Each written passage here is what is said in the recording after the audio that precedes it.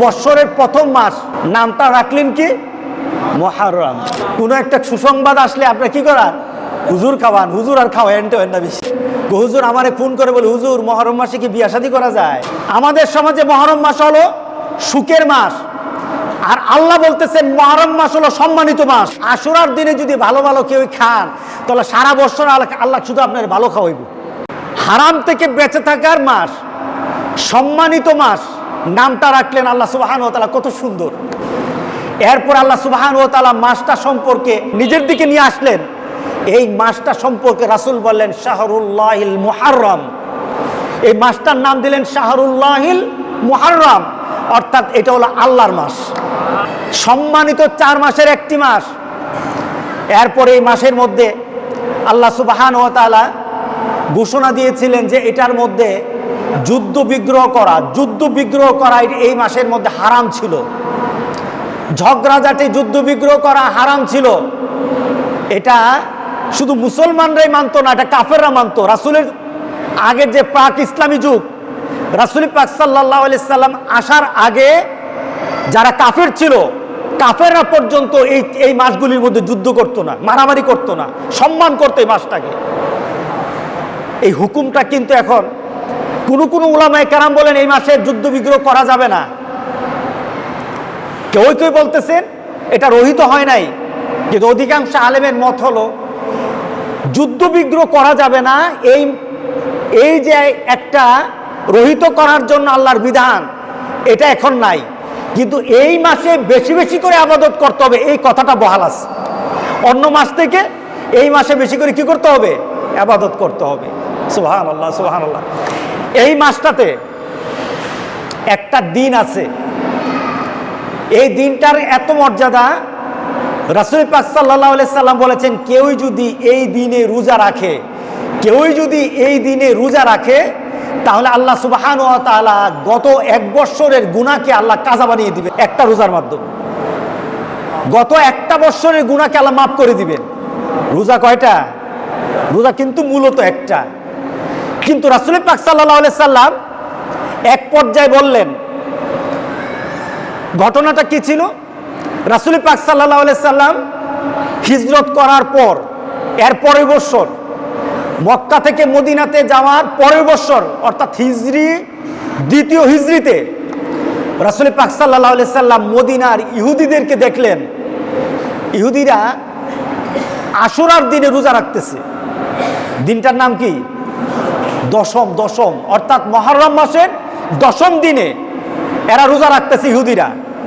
তো রাসূল পাক সাল্লাল্লাহু আলাইহি সাল্লাম ইহুদিদেরকে বললেন, তোমরা কিসের রোজা রাখো? এই দিনে তোমরা কিসের রোজা রাখো? তারা বলল, আমাদের নবী এবং বনি ইসরাইলকে আল্লাহ সুবহানাহু ওয়া তাআলা এই দিনে নীল নদ থেকে তাদেরকে আল্লাহ সুবহানাহু ওয়া তাআলা নাজাত দান করলেন। আর ফেরাউনকে পানির নিচে আল্লাহ সুবহানাহু ওয়া তাআলা চুবিয়ে মারলেন। আর মুসাকে আর বনি ইসরাইলকে আল্লাহ সুবহানাহু ওয়া তাআলা নাজাত দিয়ে দিলেন। মুসা আলাইহিস সালাম একজন আল্লাহর দরবারে শুকরিয়া করে রোজা রেখেছিল। কারণ মুসলমানরা যখন আল্লাহর দরবারে শুকরিয়া জানায়, সবচাইতে শুকরিয়া জানার উত্তম মাধ্যম হলো রোজা রাখা। এটা নবীদের খাসলত। আপনার নতুন একটা সংবাদ, আপনি খুশি হয়ে গেলেন, আল্লাহর শুকরিয়া করবেন। প্রথম ধাপ হলো আপনার শুকরিয়ার প্রথম শব্দ বের হবে আলহামদুলিল্লাহ। কি হবে বলেন? আলহামদুলিল্লাহ। প্রথম শব্দ দিয়ে আল্লাহ শুকরিয়া করবেন। আর মুমিন যখন চূড়ান্তভাবে আল্লাহর শুকরিয়া করতে চায়, নবীর খাসলতের সাথে নবীর চরিত্রের সাথে নিজের চরিত্রকে মিলাতে চায়, তাহলে নবীওয়ালা হতে হলে তাহলে আপনাকে রোজা রাখতে হবে। আল্লাহ শুকরিয়া করার জন্য কি রাখতে হবে? রাসূল পাক সাল্লাল্লাহু আলাইহি সাল্লাম সোমবার রোজা রাখতেন। রাসূল পাক সাল্লাল্লাহু আলাইহি সাল্লামকে জিজ্ঞাসা করলো, ইয়া রাসূলুল্লাহ, সোমবারের রোজা সম্পর্কে কি ব্যাপার, উদ্দেশ্য কি? রাসূল পাক সাল্লাল্লাহু আলাইহি সাল্লাম বলে, এটা একটা শুকরিয়ার রোজা, এটা শুকরিয়ার জন্য আমি রোজাটা রাখি। কারণটা কি?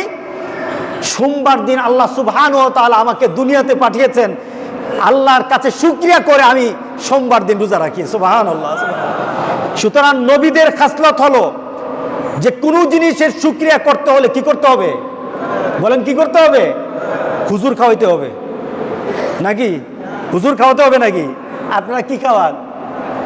বাড়ি করলে কোনো একটা সুসংবাদ আসলে আপনারা কি করান? হুজুর খাওয়ান। হুজুর আর খাওয়ান না বেশি, নিজের কাজ নিজে করেন।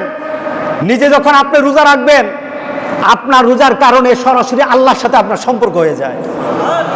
আপনি রোজা রাখতে হবে, এটাই ইসলাম, এটাই হলো আপনার আমল, এটাই হলো সহি তরিকা, এটাই হলো আপনার জন্য আল্লাহর দরবারে শুকরিয়া করার শ্রেষ্ঠতম মাধ্যম। আল্লাহ যেন আমাদের সবাইকে করার তৌফিক দান করে দেয়।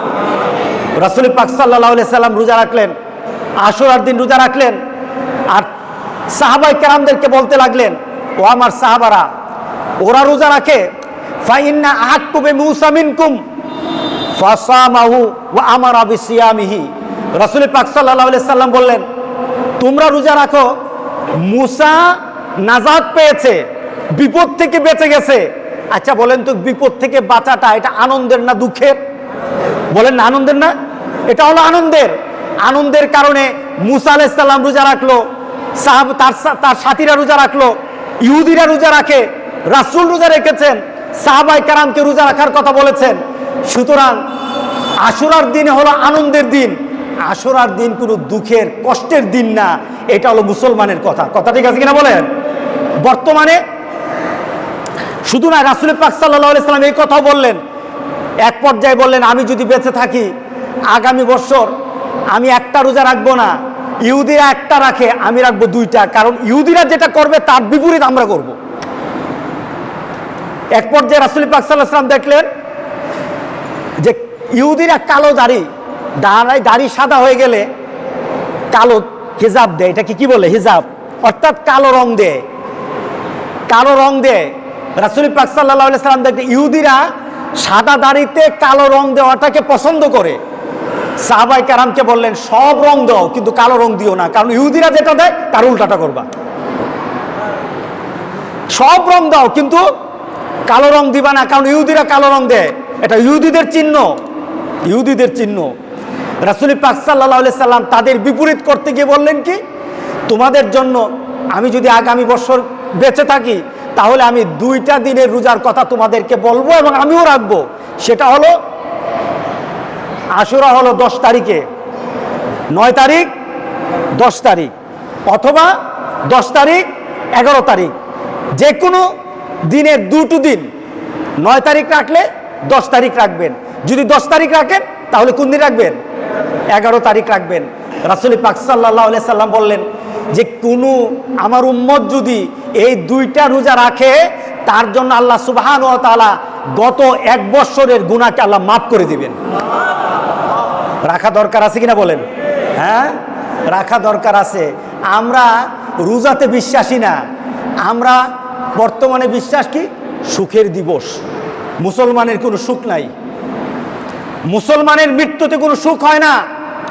মুসলমান সুখ পালন করতে জানে না, কারণ মুসলমান জানে মৃত্যুর পর সে আর ওই মরার কারণে তার কোনো ক্ষতি হবে না, কারণ মরার পর তো সেটা আল্লাহ রাসূলের সাথে মিশে যাবে। মুসলমানের কিসের মৃত্যুতে কষ্ট? মুসলমান কিসের সুখ করবে? বলেন তো দেখি, গোটা পৃথিবীর সব মানুষ যদি সুখ করে, মৃত্যু কারো ঠেকাতে পারবে? বরঞ্চ আমরা মৃত্যুকে আল্লাহ এবং রাসূলের সাথে মিলিত হওয়ার জন্য আমরা একটা সঠিক পন্থায় আল্লাহর দরবারে কামনা করি, যেই মৃত্যুতে আমি আমার একটা সুন্দর আখিরাত আমরা কামনা করতে পারি, ওই মৃত্যু আমরা কামনা করি। হুসাইন রাদিয়াল্লাহু তাআলা উনি শহীদ হয়েছেন, ঠিক না? উনি কি হয়েছেন? কার জন্য শহীদ হয়েছেন? নানার জন্য? নিজের পরিবারের জন্য? কেউই আপনারা বিয়ে শাদী ছেড়ে দিবেন? হুজুর আমারে ফোন করে বলে, হুজুর মুহররম মাসে কি বিয়ে শাদী করা যায়? আমি কই, আটকে রাখবেন কিভাবে? আপনার যদি বিয়ে শাদীর ব্যাপারে এত ভয় হয় তাহলে খাওয়া দাওয়া ছাড়েন আগে, এরপরে বিয়ের কথা বললেন। আমাদের সমাজে মুহররম মাস হলো সুখের মাস, আর আল্লাহ বলতেছেন মুহররম মাস হলো সম্মানিত মাস। রাসূল বলতেছেন মুহররম মাস হলো তোমার শুকরিয়ার মাস। আচ্ছা, মুহররম মাসের হযরত হুসাইন রাদিয়াল্লাহু তাআলা উনি আগে মারা গেলেন নাকি রাসূল আগে মারা গেছে? কে আগে মারা গেছে? রাসূল পাক সাল্লাল্লাহু আলাইহি সাল্লাম উনি হযরত হুসাইন রাদিয়াল্লাহু তাআলা আনহুর মৃত্যুর 58 বছর আগে মারা গেছে। মুহররম মাসের মর্যাদার যত কথা রাসূল পাক সাল্লাল্লাহু আলাইহি সাল্লাম হুসাইন রাদিয়াল্লাহু তাআলা আনহু যখন শহীদ হয়েছেন তার 58 বছর আগে বলে গেছেন, রোজা রাখো, শুকরিয়া করো, আল্লাহর কাছে বেশি বেশি করে ইবাদত করো। 58 বছর আগে রাসূল বলে গেলেন এটা হলো শুকরিয়ার মাস, এটা হলো আনন্দের মাস। কারণ আল্লাহ নাজাত দিয়েছেন, আল্লাহ নাজাত দিয়েছেন, আল্লাহ সুবহানাহু ওয়া তাআলা এই একটা সম্মানিত মাস আমাদেরকে দান করেছেন। সুতরাং রাসূল 58 বছর আগে বলে গেল, পৃথিবীর অনেক মুসলমান বলে না। 58 বছর পরে হুসাইন রাদিয়াল্লাহু তাআলা আনহু শহীদ হলেন, ওনারা আনন্দটাকে, শুকরিয়াকে দুঃখের কারণ বানিয়ে নিয়েছে। বলেন তো দেখি, দুঃখের কারণ যদি বানাতে হয় রাসূলের দলিল লাগবে কিনা? যদি দুঃখের বানাতে হয় রাসূলের দলিল লাগবে। রাসূল তো বলে যায় নাই যে আমার এই হবে সেই হবে তার জন্য তোমরা দুঃখ করবো, এই আশুরার দিনে দুঃখ করবে, এই কথা তো বলে যায় নাই। বরঞ্চ আমরা বানিয়ে নিয়েছি, কিছু মিথ্যার আশ্রয় নিয়েছি। কিছু মিথ্যার আশ্রয় নিয়ে এই মাসে কেউ কেউ কোন হুজুর, এক হুজুরের আলোচনা শুনতেছিলাম, উনি বলতেছেন যে এই মাসে কেউ যদি চোখে সুরমা দেয়, আশুরার দিনে কেউ যদি চোখে সুরমা দেয়, চোখের রোগ আর হবে না, এই বছর আর ডাক্তার লাগবে না, ডাক্তার একবারে উপাস, ডাক্তারের কাছে আর যাওয়া লাগবে না। আচ্ছা বলেন তো দেখি, চোখে সুরমা এই মাসে দিলে যদি রোগ ভালো হয়ে যায়, এটার জন্য তো রাসূলের দলিল লাগবে। কার দলিল লাগবে? রাসূলের দলিল লাগবে। আবার কোন হুজুর বলে যে এই মাসে যদি আশুরার দিনে যদি ভালো ভালো কেউ খান, তাহলে সারা বছর আল্লাহ শুধু আপনার ভালো খাওয়াইব। উল্টা পাল্টা কথা আছে কিনা? আবার আপনাদের মধ্যে কথা কি, এই সাথে বিয়ে শাদী হয় না, এই মাসে ঘর বাড়ি উঠানো ঠিক না, এই মাসের মধ্যে কোনো ভালো কাজ করা ঠিক না। আপনারা এই মাসটাকে এমন কষ্টের মাস বানিয়ে নিয়েছেন যে নিজের জীবনের প্রয়োজনীয় কাজগুলি আপনি উধাও করে দিলেন। আর আল্লাহ বলতেছেন এই মাসের মধ্যে বেশি বেশি করে ইবাদত করো। জোরে বলেন আলহামদুলিল্লাহ। কার কথা মানবেন? জোরে বলেন কার কথা মানবেন? আল্লাহ সুবহানাহু ওয়া তাআলা শুধু একটাই কথা বলেছেন, এই মাসে একটা কাজ করা যাবে না, সেটা হলো ফালা তাজলিমু ফীহিন্না আনফুসাকুম।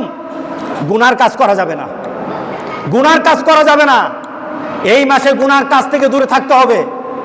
যে যে গুনার কাজ মত্ত আছেন, যে যে গুনার কাজ করেন, আপনি জানেন কি গুনার কাজ করেন, আজকে এখান থেকে বের হয়ে এখানে বসে এক্ষণ নিয়ত করেন, আমার জীবনের এই গুনাহটা আজকে আমি ছেড়ে দেব, আমার জীবনের এই গুনাহটা আমি আস্তে আস্তে ছেড়ে দেব, আমার জীবনের এই গুনাহটা আমি এই বছরের মধ্যে ছেড়ে দেব।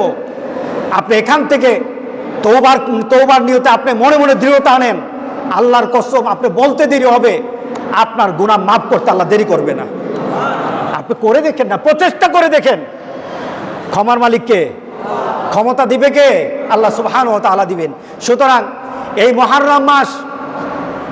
মুহররম মাসকে আমরা এইভাবে পালন করতে চাই যেভাবে মুহাম্মদ রাসূলুল্লাহ সাল্লাল্লাহু আলাইহি সাল্লাম পালন করেছেন। রাজি আছেন তো সবাই? কি করব বলেন,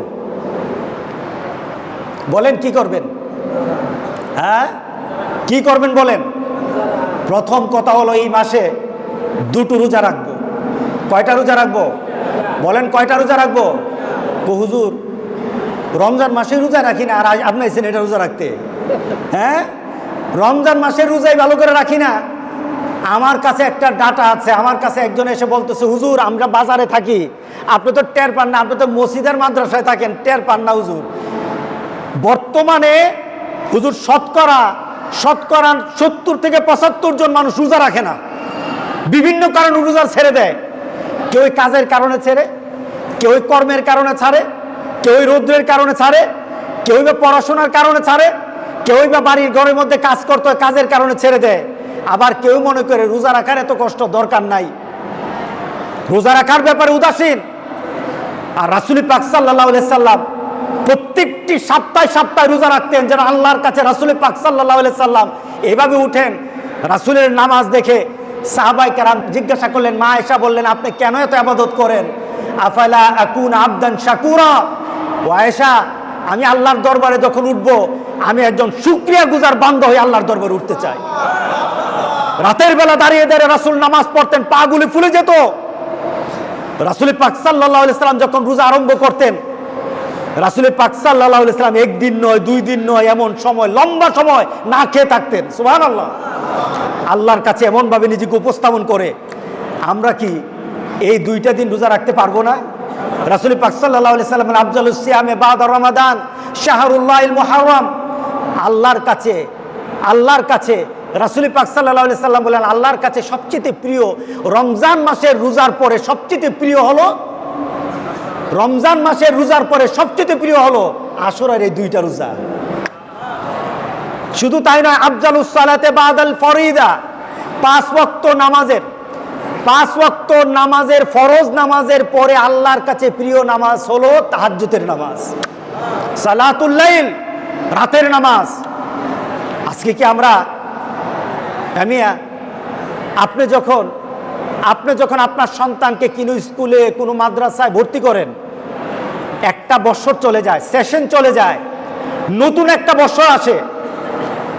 মাদ্রাসা স্কুল কলেজের যারা প্রধান থাকে তারা কি গত বছরের সিলেবাস পড়ায় নাকি নতুন সিলেবাস দেয়, নতুন রুটিন দেয়, নতুন টিচার দেয়, নতুন পরিবেশ দেয়, নতুন উদ্দীপনা দেয়, দেশের আবার বলে গত বছর তোমরা যারা খারাপ করেছো এই বছর আবার নতুন উদ্যমে আগাও, আর হারা চলবে না, আর ফেল করা চলবে না, আর যারা ভালো করেছো তোমাদের এই গতিটা ঠিক রাখো, তোমরা আরো ভালো করো। এই গতি দেয় কিনা বলেন? আচ্ছা বলেন তো, গত বছর যারা ইবাদতের কমতি ছিল এই কাউন্টটা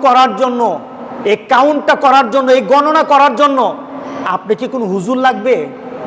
আপনাকে কোনো ব্যক্তি লাগবে? আপনি কি কারো কাছে বলা লাগবে? নাকি আপনি নিজেকে প্রশ্ন করলেই বলবেন যে আজকে ফজর নামাজ তো আমি পড়ি নাই, গত রাত্রের এশার নামাজ তো আমি পড়ি নাই, গতকালের মাগরিবের নামাজ আমি পড়ি নাই, গতকালের আসর নামাজ তো আমি পড়ি নাই, গতকালের আমি জুহরের নামাজ তো আমি পড়ি নাই। এই গণনার জন্য অন্য কেউই লাগবে না। এর জন্য আল্লাহ সুবহানাহু ওয়া তাআলা বলেন, বান্দা হাসরের দিন কিন্তু আমি গণনার আগে তোকে আমি গণনার সুযোগ করে দেব। আমি তখন আল্লাহ বলবেন, ইকরা কিতাবাক ওয়া কাফা বিনাফসিকা আলাইকা ইয়াউমা হাসিবা। আজকে তুই তোর আমলনামাটা পড়া, নিজেরটা নিজে গণনা কর, তোর অবস্থাটা কি হয়ে গেছে। কাল হাসরের দিন নিজেরটা নিজে গণনা করবেন।